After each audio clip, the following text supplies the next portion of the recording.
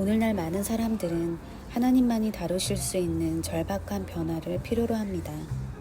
아마도 그들은 하나님께서 다른 사람들의 상황에 어떻게 나타나셨는지를 들었을 것입니다. 그들은 나는 도대체 뭐야? 하나님께서는 언제 내 필요를 채우실까? 하고 궁금해합니다.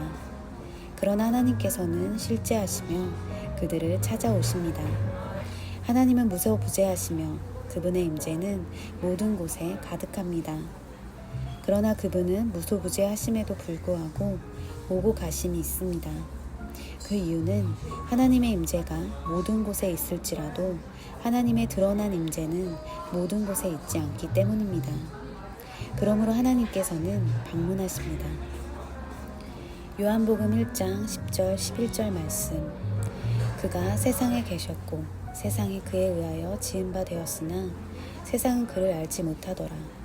그가 자기 백성에게 오셨으나 자기 백성이 그를 영접하지 아니하더라.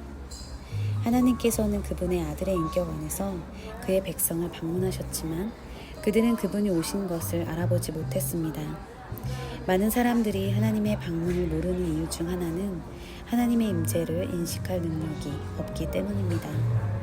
이는 그들이 하나님의 임재가 단지 느낌 이상이라는 사실을 깨닫지 못했기 때문입니다. 이런 일은 하나님의 말씀보다 다른 사람의 경험으로 그들의 삶을 살 때 항상 일어날 것입니다. 또 다른 이유는 많은 이들이 하나님의 임재에 반응하는 법을 모르기 때문입니다. 구원받고 성령 충만을 받았더라도 하나님의 성품을 접하지 못했기 때문에 여전히 하나님의 임재에 반응할 수 없습니다. 하나님께서 당신을 방문하실 때 하나님의 임재를 인식하고 그분께 반응하는 법을 안다면 당신은 하나님의 능력이 당신을 위해 역사하게 할 수 있을 것입니다. 그러나 하나님을 인식하고 적절히 반응하는 데 실패한다면 그분의 능력은 당신에게 아무 도움이 되지 않을 것입니다. 하나님께서는 항상 큰 소리를 내며 오실까요? 하나님의 임재를 표시하기 위해 가시떨기가 불타야 합니까?